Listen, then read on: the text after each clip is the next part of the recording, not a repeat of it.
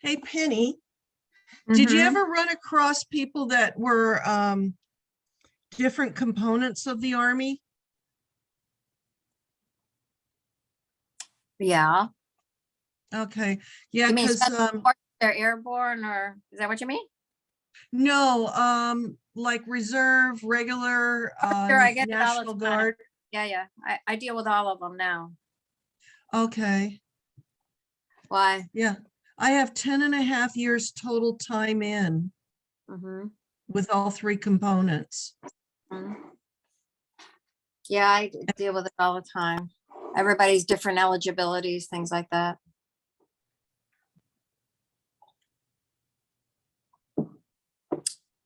In Arts for Vets, we have a bunch of same thing, yeah. So how many pieces do you still have with Uniting Us? Oh God, I've given them 9 pieces.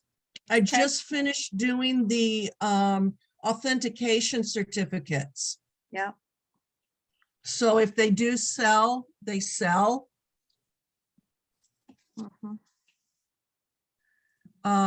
The dream catcher is at Dulles International. Yeah, I have a photo there too. And I'm working on Yellowbird. Are you familiar? Do you remember the cadence? Oh yeah, sure. Yeah, there's actually a very good book called Yellowbird. Let me see if I can let me make this smaller and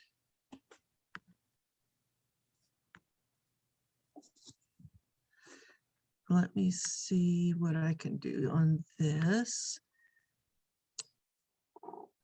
I'm gonna. Did you get the? Yes, I did. I just read through it. That's pretty cool. Okay. And that helped. I'm gonna send you in the chat a picture of my latest project. I don't know how to send pictures like this. I can share. I can do a share screen. I can do that. That would work. I just have to pull up this is in the drawing process, the design phase. Yeah, that's good. I'm trying to encourage my to document as they progress through things. I haven't caught on yet.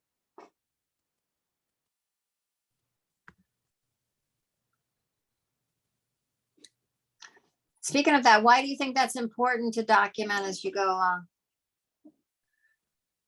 To document? The way that you're showing me right now, why do you think that's important, or why not? It's interesting because I didn't used to do the drawings before I worked on the carpets.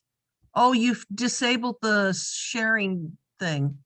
I don't know as I did. It just does it. I honestly don't do anything. Okay, so send it on an email. Is that possible? Or yeah, I can do that. Yeah. Let me minimize this. Go into my emails. And I'm going to reply. I talk to myself a lot, so I can hear myself think. So ready for you. Okay, Maya's about to come on. Okay.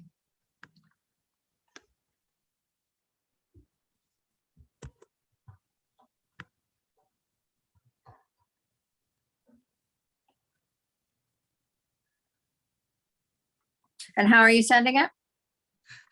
I'm trying to copy it. It looks like I got to download it to my Yeah, why don't we do this afterwards? Sure thing. I would really like to see it. So email it or like even on the messenger or something like that. I just want to concentrate on what we're doing here. Sure. Here she comes. All right. Recording anyway, so.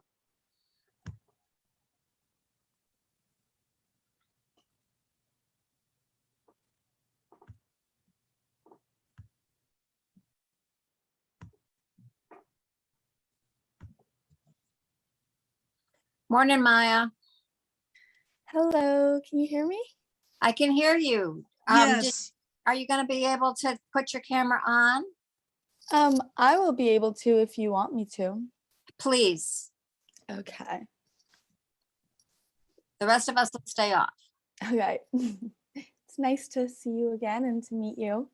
Yes, yes, indeed. And then I guess we'll be seeing each other about noontime, correct? Yes, we will. I have lots of stuff available for you to take, and then you can pick and choose if you don't think it's appropriate or, okay? Okay. Yes, that sounds wonderful. Thank you. Yeah. Okay, so what I'm going to do is I'm going to sit back and shut up and let you guys have a conversation. It's already recording. Mm-hmm. And then actually what I don't know is I said that I would make you the host.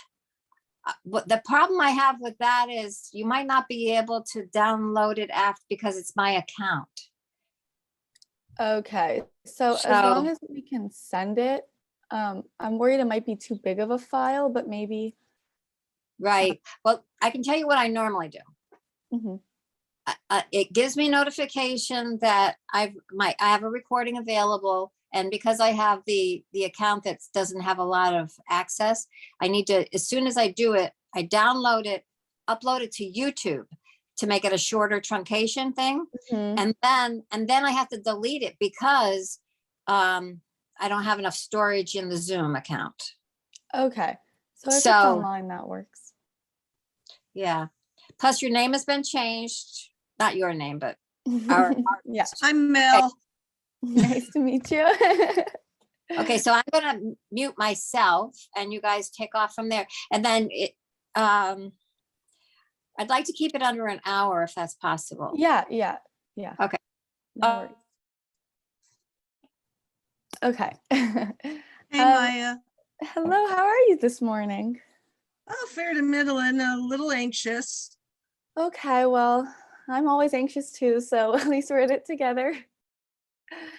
But I guess I just wanted to, get to know you a little bit and ask about when you started your service and how long you were in it. And yeah, so we could just start there. Okay, I joined the Army Reserve in 1989. In 1990, I was activated to the regular component. I was in the regular Army through Desert Shield and Desert Storm.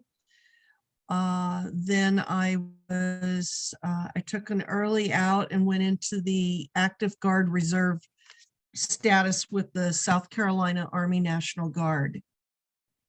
And I was active during my tenure with them. I was released by ART4VETS1 in 1997.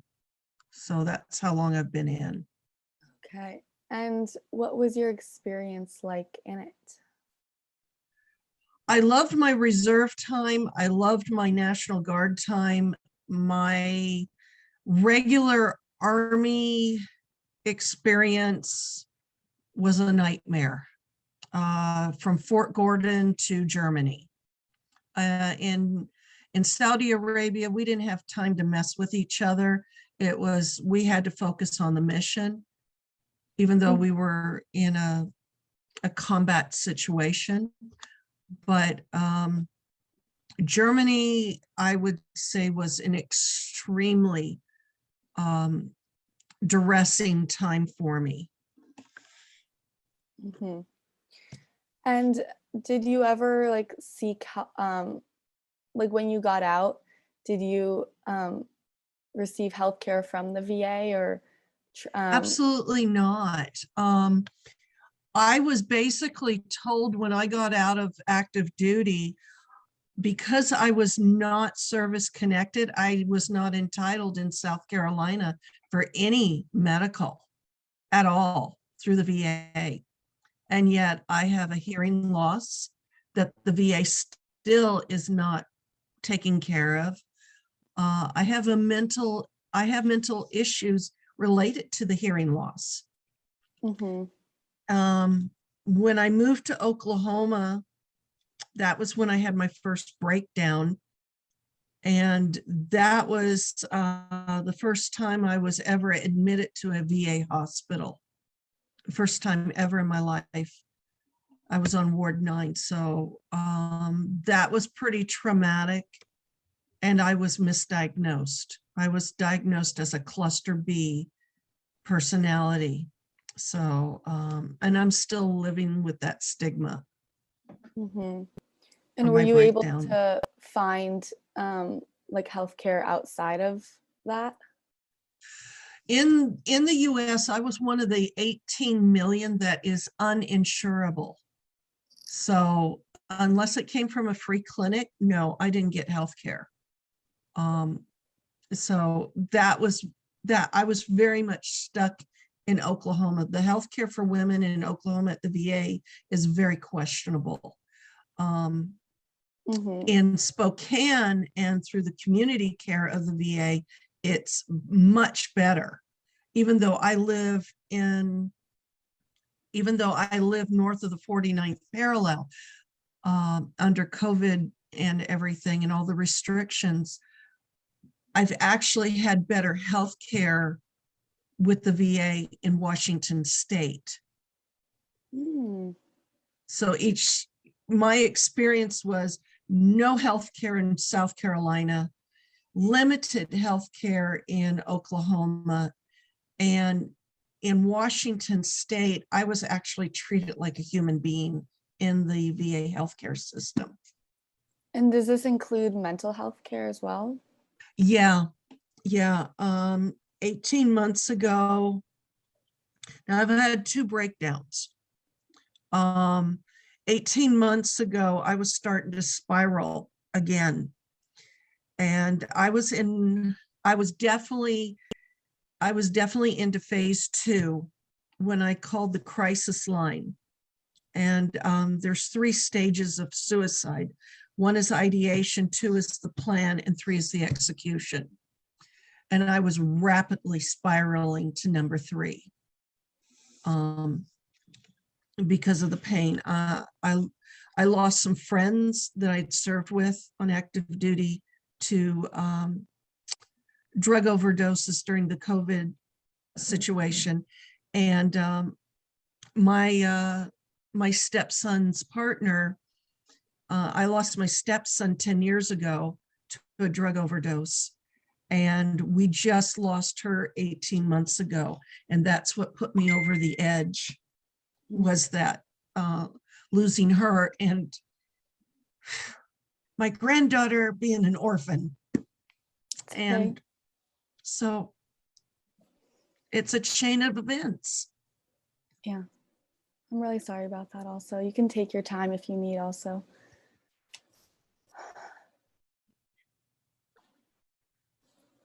Yeah, so like I said, it's a chain of events that started me spiraling. And I've been very fortunate that the crisis line, God bless them, got me to a contractor in Washington State that I've been seeing for 18 months, but Tri-West has been absolutely horrible paying my therapist, getting the funds. And I'm going to be political. Everything was better under Obama. As soon as Trump got into power, that's when a lot of veterans, especially women veterans, started suffering getting care or getting care appropriately paid for. Can you expand on that? Like why maybe? I really don't have concrete answers on that one because of the lack of evidence. I can honestly say that every time a Republican has gotten into office, I've suffered. Either for housing, a job, welfare. That's what's happened to me every time a Republican gets into office. And when you suffer from PTSD, nobody, absolutely nobody, it's horrible towards the veteran. we're supposed to have affirmative action to get us hired, and we're not even getting hired, you know. Mm-hmm. So, Uh-huh. And so um, had you ever like done art therapy before, or done like an arts program to help with your health? when the first time I was in the hospital, no. The second time in the Oklahoma City Hospital, the Oklahoma VA hospital, they did. And that was in 2002, the first time I was introduced to art therapy. And then that's when the art therapist drew out of me my MST. And I was disassociating badly. And you can only put the dirt under the carpet so long. And it was through art therapy that was drawn out of me. And then Dr. Foley tried to get me properly diagnosed, and that was a bare knuckle brawl dealing with the men doctors. Mm-hmm. And it took my daughter going into foster care before they were able to get the DNA on her. It was like I was running into barrier after barrier after barrier when I had custody of her. And when they finally got the DNA, it was like all of a sudden everybody got real quiet, and things started falling into place. I wasn't lying. And then the change in my mental diagnosis happened after that. So I never got justice for what I went through. I'm still angry at the VA system about that. I was denied MST in May of 2002, and it wasn't until 2021 that they approved me. But my service rep was extremely angry. How can they deny you and then all of a sudden say, oh, you do have this. We're going to just only pay you till, pay you from September of 2020 to present. And that's it.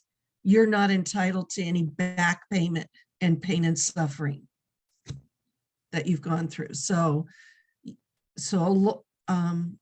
Service Canada has referred me to a lawyer in Indiana to fight the VA for the back pay, because I lived in my car with my kids.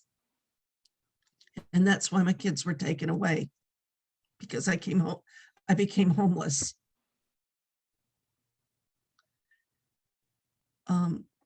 If I was a male, I would have a place to go to through the VA, a homeless transition. But because I had dependents and I was a female, that was not an option for me back then. So I've lived a hard life. Mm-hmm. Thank you for sharing also. And can I ask when you found Arts for Vets? Penny Lee was referred to me through Anne Marie Halterman at unitingus.org. Anne Marie referred me to her, and it's like everything snowballed after I got hooked up with unitingus.org. In my local area, I'm not good enough for my artwork to be in the local gallery. But when I got Challenge America referred me to Uniting Us, Anne Marie asked me to send photographs of some of my hand-hooked fiber art rugs. I sent the photographs, and then they sent me an email back, could you mail these to us? Could we look at them in person? We'll mail them back if they don't make the cut. And they've kept them ever since. When I started this, it's not about money. It's not about money. It was me bleeding my soul in every loop I hand hooked. There's a picture, I don't know if Penny will send it to you, but it's a dream catcher. And I spun all the yarn. I dyed and spun the yarn on it, and I put it together. It's kind of a yarn like people paint with pastels and watercolors and acrylics and oils. I paint with yarn. And I'm very symbolic. I have double meaning in all of my work. Some of my work, I hide little symbols. When you see the dream catcher, you're going to see 3 teal ribbons towards the bottom. Well, the teal ribbon is anxiety disorders. It's called a veteran's dream catcher. And what you think you see is really not in reality. We fight our sleep. We fight trying to stay into the present. So there, you'll see a lot of pain and trauma in that piece. The poppies, the poppy bulbs, and then the new buds coming up in the ranks. So poppies are veterans. The wounded warrior is the poppy bulbs without the petals. But you're going to see a few poppy bulbs that have brown on them, very faintly, but they have the brown on them. That's the addictions. That's how we're self-medicating. So I'm hoping it will help heal other people, or it will reach other people so they can get the help they need. Another couple of things that I use is thistles. Thistles are the unofficial symbol of military sexual trauma. So we've dealt with pain, and we're trying to rebuild ourselves and develop coping skills and strength and survival. We can survive anywhere. And excuse my language, I can be quite abrasive, but you can see a fucking thistle growing in a crag on a cliff. How the hell it got there to grow? It got there, so that says something about surviving. Mm-hmm. So that's my little drama on that. And when you make these pieces, is it painful during the process, or do you find it like you're releasing? Actually, both. The spinning, the drafting of the yarn and spinning it on my spinning wheel causes me to focus and not think of anything else. When I'm in the design process, there's some spiraling, and then I got to get away from it, and then I can get back to it. Gridding, doing the grid method, getting all the squares lined up, because one grid has got to equal so many inches on another piece to enlarge it. And then every time I put a hook in and I'm dealing with a color, there's an emotion with the color or the gradient or the movement, or when I'm locker hooking a word in. And Penny, do you have the A Journey Home, a copy of it? Because A Journey Home, the white roses for the Oh, okay. Yeah, I'll look. I just Okay. sent a picture. I'll look Okay. and see if it was in the messenger. If not, send it to me on the messenger and I'll get it to Maya. Okay, so I locker hook words and messages and symbols into a lot of the pieces. So it's a double speak.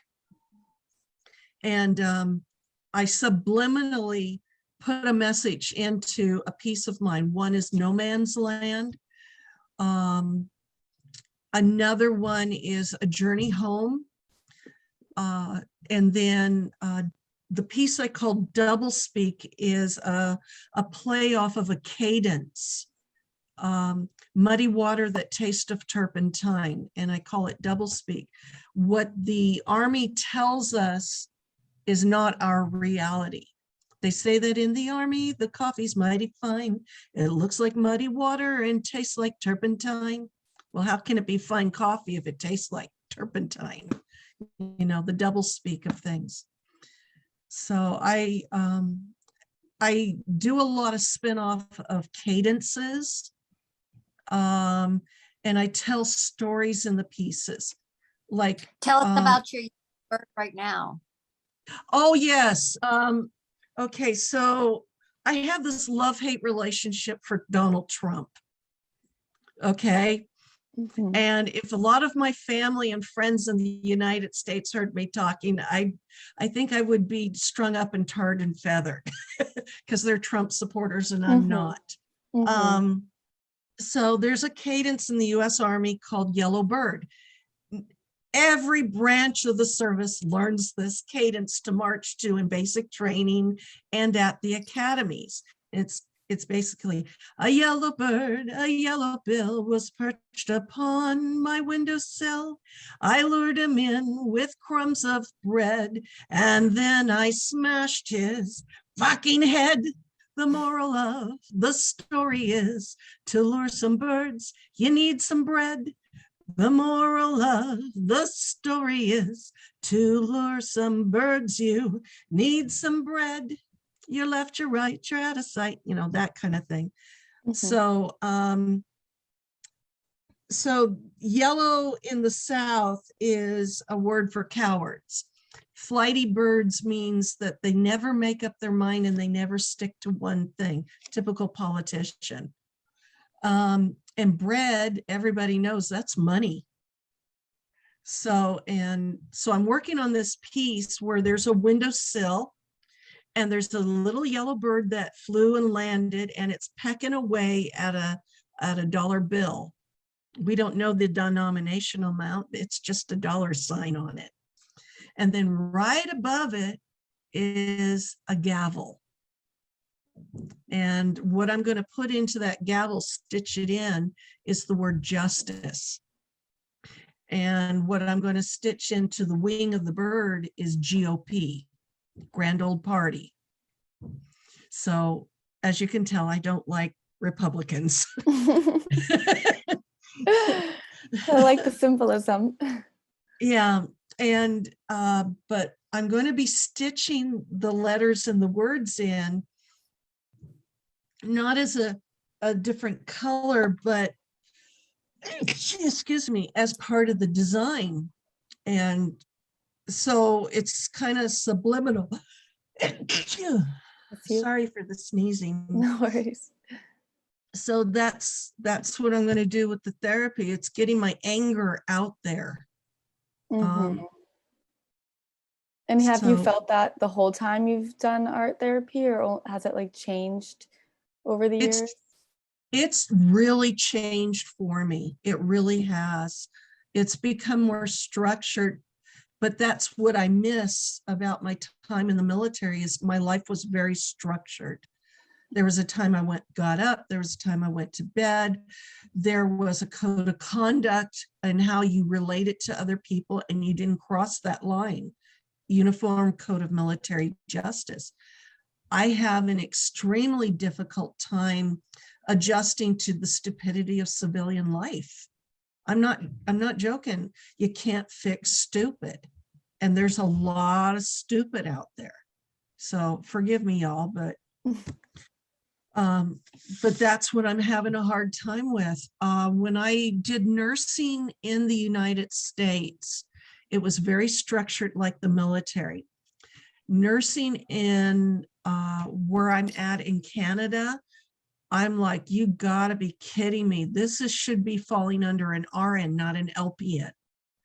Care aides should not be doing this. Who gave you the power? You don't have you're not doing this legally. And, it's like, I really had a hard time adjusting to the lack of structure up here when it came to stuff. Mm-hmm. So And that's what I love, is the structure.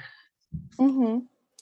And how does it feel knowing, like when you're working on something and you know that it's going to be displayed in an exhibit, and for the public, does it make you feel any different type of way than when you're just making a piece of artwork for yourself?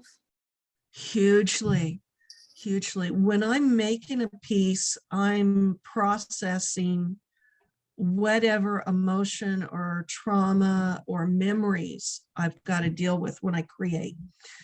And then I go through a grieving process because it's finished. Not the procrastination, but the grieving of a finished product. Now I have to let it go, give it to the universe, give it to the Almighty. It's no longer mine. I was just a vessel to make it. And then when it goes to a gallery, or it goes to Arlington National Cemetery, Dulles International Airport, for examples, I'm like blown away. These are total strangers that are looking at stuff that the Almighty used me to create. And the statistics on the QC codes blow me away as well. So I am reaching an audience. I just didn't realize I was touching an emotional thread with them. And it's huge for me. I'm like, whoa, I'm like, I don't want to put my face out there. And I think Penny can kind of back this up. Each time Anne Marie has said, well, we need you in Washington, or I need you in Virginia. For 2 years, I didn't go. I didn't go because I'm absolutely afraid of getting my face shown with my product. Does that make sense? Mm-hmm. And I've got to heal. I've got to get past this barrier. Mm-hmm. Do you feel like a sense of responsibility to like portray a message for the world through your artwork? Oh, definitely. Especially for women veterans. That's the first one, being a woman and a veteran. And two, being a citizen of another country that served in the US military, that's treated like a homeless redheaded stepchild on both sides of the border. There's a lot of Canadians that served America, and they served them and got honorable discharges, but are not getting the help north of the border either for their PTSD. And south of the border, they're not getting the help they need as well. So there's two demographics I feel like my artwork needs to speak about, is that cross-border support for both groups. Mm-hmm. And may I ask if or how you're receiving mental health care now? A lot better than I've ever gotten. Through the community care, Spokane, I live outside the 50-mile encasement. So they've set up virtual therapies under a secure link for me to speak with a therapist that specializes in trauma related to women. And continuing with creating the rugs and having an outlet through like Uniting Us, or like with Penny's group, ART4VETS, getting that message out. It's not just about me, it's about reaching that other person that's got the same problem as me. I isolated for years, almost 30 years, thinking nobody else went through I knew other women had been going through the trauma, but I didn't think other women had it similar to me. And it's only recently, after 30 years seeing that, I'm not alone. And the same up here in Canada. There's the same problem with the military up here. It's just I served with the US and they served with the Canadian Armed Forces. So it's a huge systemic problem towards women. Mm-hmm. And have you found that because of your experiences as a woman in the military, that you're able to, like, in doing this art, are you directly attacking the issue, or do you feel like it's more representative and do you feel like pressure to speak exactly to the thing you're going through, or kind of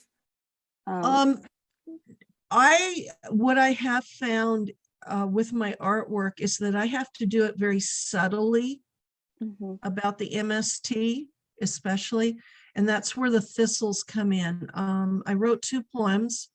One was called This Valley of Thistles, and the other one was called We Are. This Valley of Thistles has been published with Veterans Voices Project, Inc. out of Kansas City, Missouri. And I'll make sure, Penny, you get a copy of that as well when it comes out. And it talks, I never referenced the MST. I just skirted around it. This Valley of Thistles, dear heart and gentle one, there's trouble by the water's edge. Excuse me, if you could, you're going to be in the same Veterans Voices magazine, so I'll see it. However, if you can do me a favor and send a Word document to me. I can do that. Thank you. I can do that. And then that way Maya can have it, because nobody knew that it was dealing with my trauma of being raped and having a child from that rape and having my life destroyed. But in that, I basically told people, these thistles, their roots are holding in, and they're strong, and they've withstood so much. Don't forget who they are. They're a beautiful flower. They're not a weed. And and give them the support they need, basically, in that poem. And then the other poem that went to Walter Reed was called We Are. And it talks about we are wives, sisters, I put soldiers, daughters, mothers, whatever. And then, but I ended it is, I'm not going to let you take my hope. And that was my anger coming out. I will not let you take my hope. And that one is at Walter Reed permanently. Anne Marie took it, and I told Anne Marie, I don't want any money for it. If it's going to help other people with this trauma, let them know. Don't let them take your hope. We've got to live on. We've got to survive. And the other thing I've done is through wish.com, I've bought these dollar pot metal thistle like pendants. And when I come across somebody, I say, I wish it was silver, but here you go. Here's a thistle. You've survived. We're all sisters in this, and it's a quiet, unofficial symbol of survival. Maybe one day it will become the official symbol. Have you found a community through this? Yes. Challenge America, Cavarts, Uniting Us, ART4VETS. I was so shocked how many women come out of the woodwork and have survived events similar to mine. They have survived, and we hit it because we were never believed by our chain of command. You know, there were others like me that got PCS, permanent change of station, 10 days after my attack. I was sent to Germany, and within 30 days after being in Germany, I was sent to Saudi Arabia. It was while in a war I find out I'm pregnant. So, I mean, there are other people that have gone through what I've gone through. And I always thought I was alone, being picked on and being singled out and being pressured. I didn't want to deal with it. The pregnancy forced me to deal with it to a certain point. And I'm still grieving loss. I lost my family. I lost custody of my other children. So, I mean, at least I'm hoping the artwork will bring other people to get help. That's what I want to get for that. And do you feel that from doing the art, you've given yourself a bigger platform? Yeah, honestly, yeah. And is it easier for you to talk about it or to, let yourself think about it through this? If we were about 3 years ago, oh no. Now, yes. It's been a growing process, and it's been waves and troughs going through this, and a lot of storm getting to this point. And I've got a long ways to go. Honestly, I do. I have a lot longer a lot more ground to cover to get healed. Do you think it's been beneficial by joining these organizations? Oh God, yeah. Yeah, I've been very isolated in the middle of bumfucked Egypt, British Columbia. I'm in a small community. I am over an hour from the next larger center. And there's a lot of racism towards people that are American or had served in the military where I live. There's a lot of, so the artwork has helped me being able to communicate and connect with other veterans. Challenge America has 2 platforms. One is called Military Sisterhood, and the other one is Veterans Arts.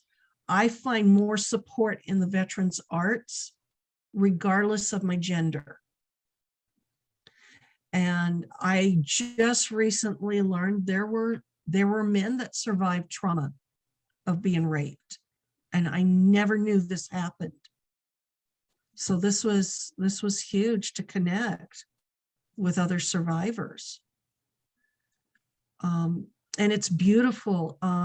Nobody puts you down in the Veterans Arts programs. It's not allowed. They do recommend or quietly, gently suggest maybe you need to speak to your therapist about this, or have you gotten any help or support? And I mean, the crisis line was on the outside of a letter I got from the VA, and I didn't throw away that envelope.